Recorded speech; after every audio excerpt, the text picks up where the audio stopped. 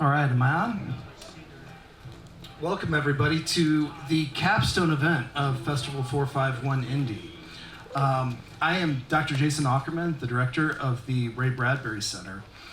And what is the Ray Bradbury Center? It is a massive archive, one of the larger single author archives in the United States, and a small museum. We've actually recreated Ray Bradbury's basement office with entirely original artifacts. And tours are available occasionally to the public, so follow the Ray Bradbury Center on social media if you would like to see the collection. We'd love to uncover it and share it with people. And Festival 451 Indy. It takes its name after Ray Bradbury's most famous work, Fahrenheit 451, a book about the cultural devaluation of literacy. And if you look at the American Time Youth Surveys, you'll notice adults at every educational level are spending fewer and fewer minutes every day reading for personal enrichment. And we wanted to raise awareness of this through a literary festival. And this is the second year we've done it. We did the soft launch last year. I want to thank the A.W. Clues Foundation. They funded the entire festival this year, including tonight's event. And this is the second year in a row that District Theater has partnered with us to be the capstone event for the festival, so we want to thank them. And I'm just tickled to death that Bill Oberst Jr. was willing to come and do the world premiere of Adversary today. You all are the first to see this, so thank you so much for giving up a Saturday evening and being with us. We're going to do a quick question and answer time. So if you've got questions about the play for Bill, please have those ready. I'm going to ask him a couple of questions. Right now, I'd like to welcome Bill Oberst Jr. back to the stage, Emmy Award-winning actor and a dear friend to the Ray Bradbury Center.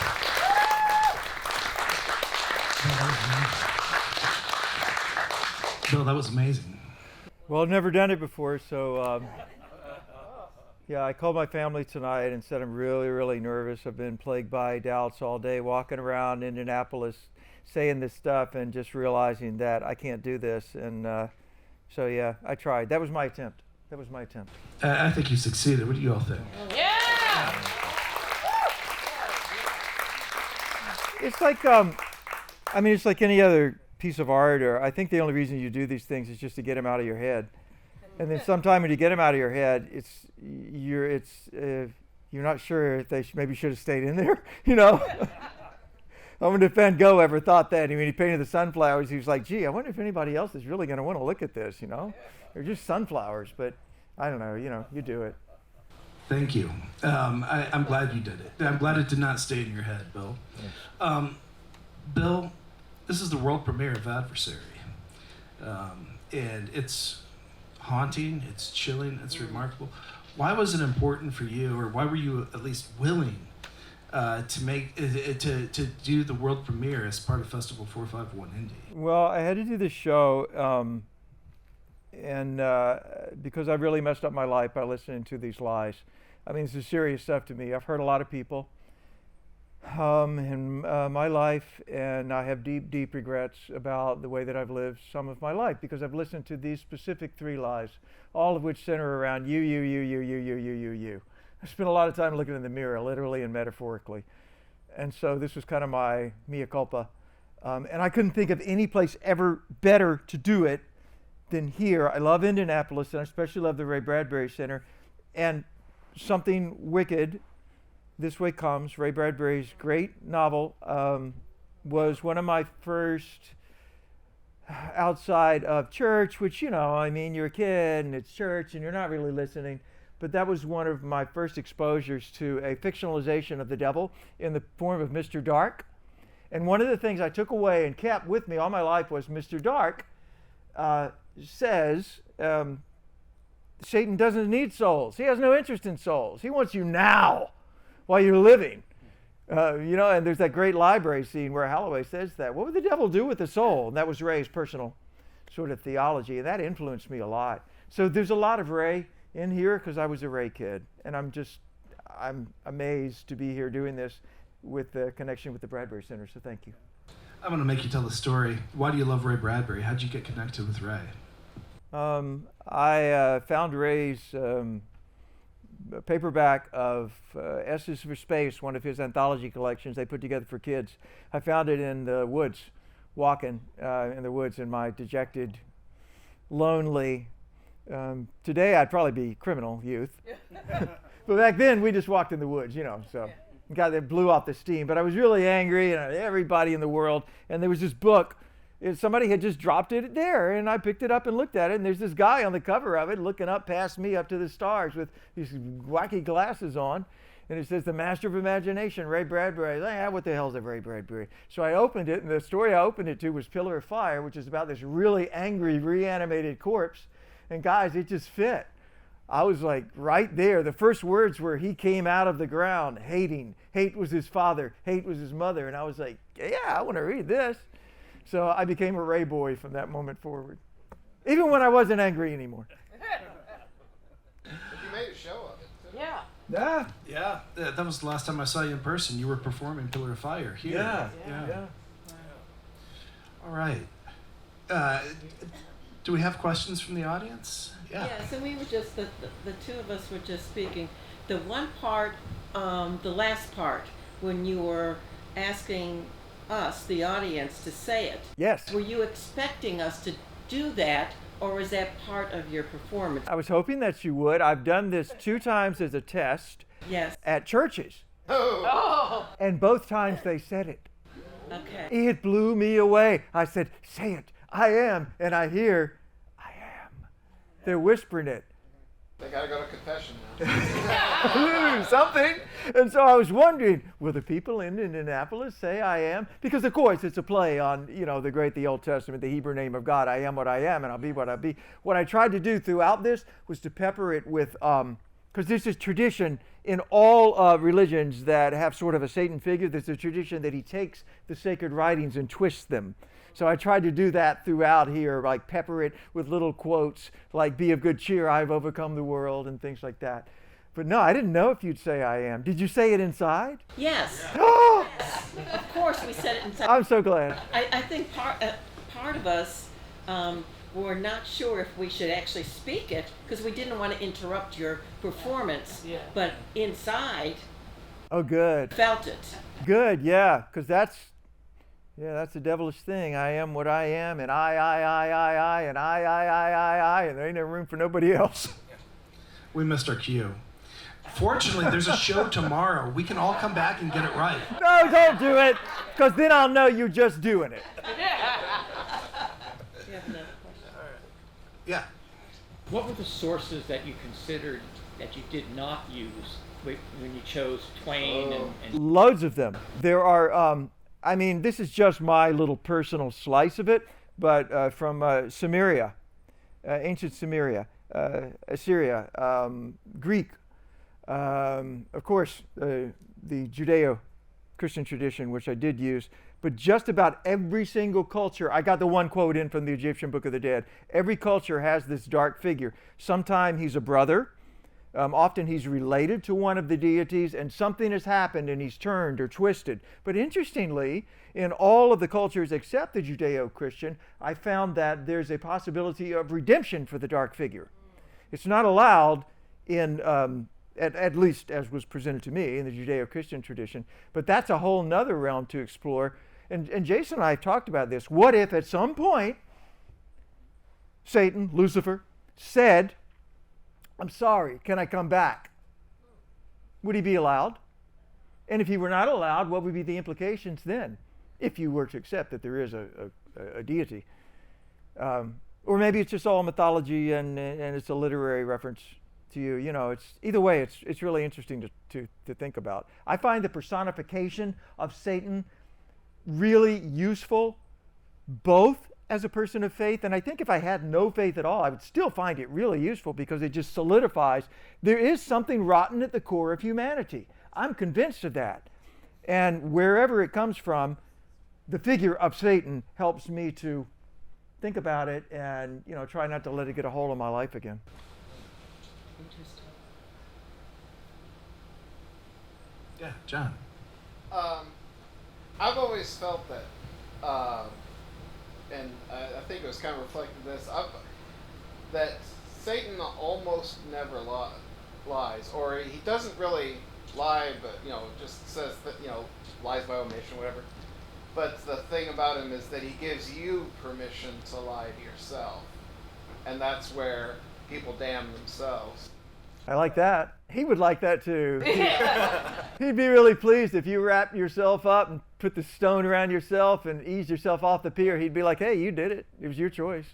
Well, that's the whole thing with the apple, right? Yes. It's your choice. You took it, baby. You ate it. Yeah.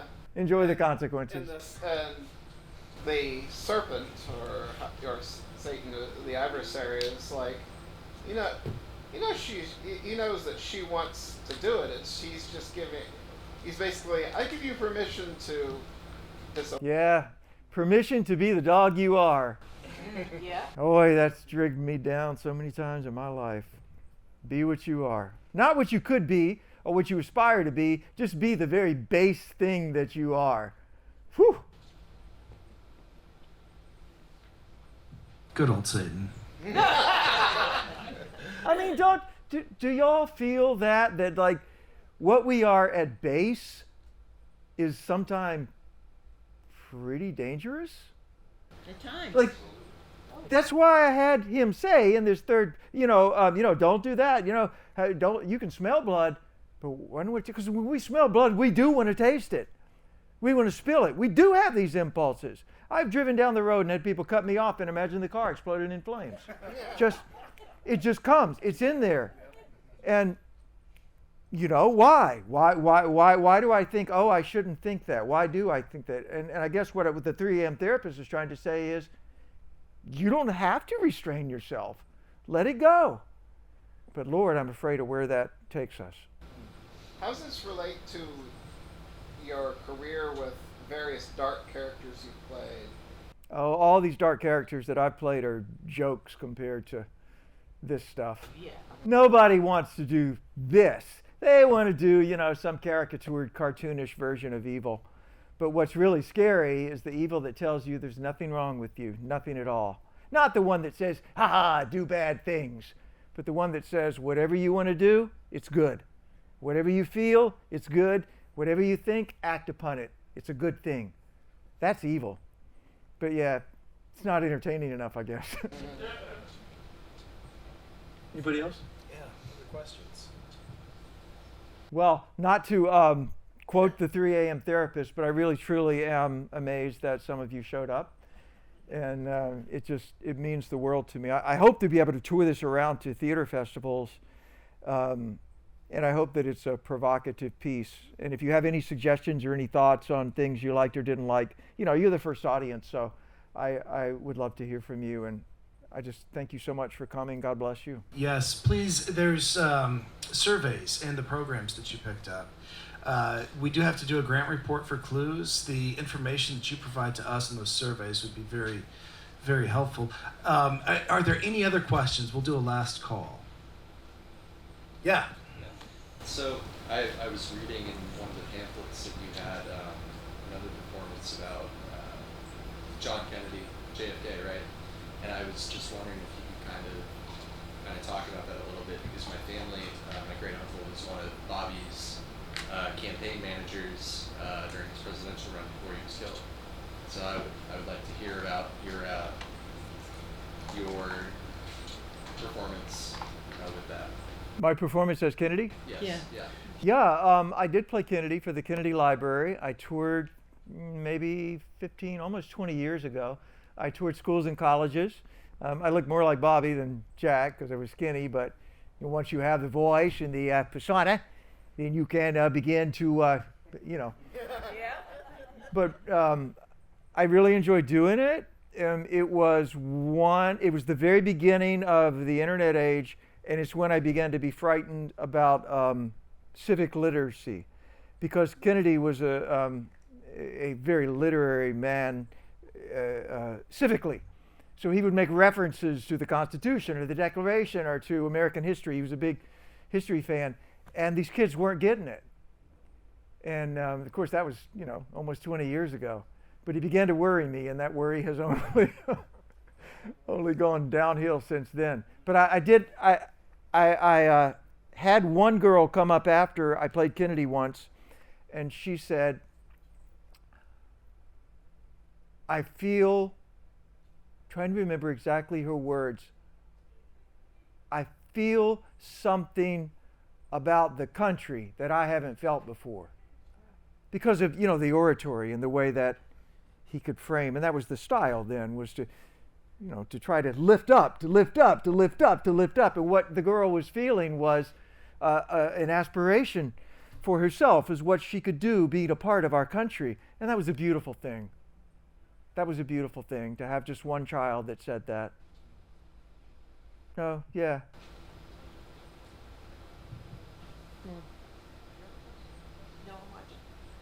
I wanted to say I loved the book, the dust with the book. I love that was a too. great That was effect. cool. Thank you. That's an 1883 book of great speeches. And it's about falling apart. I had to tape it up with some surgical tape tonight beforehand. But thank you. Thank you very much. I loved that. That was so beautiful. Thank you. Thank you. Well, again, I'm just amazed that you came, and I love you for it, and you don't know what it means. Can I ask one more question? Yeah.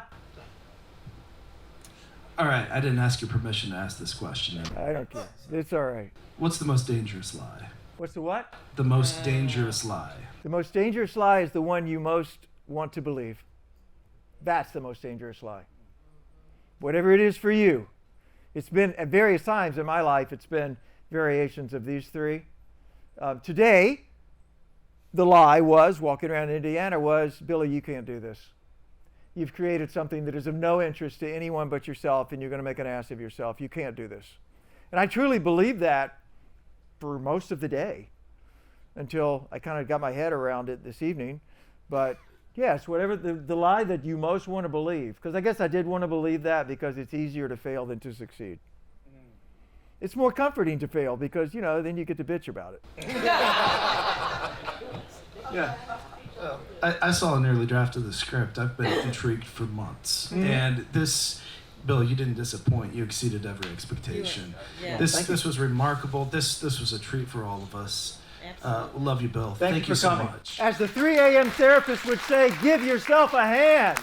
Yeah. You. That's it. Thank you, buddy.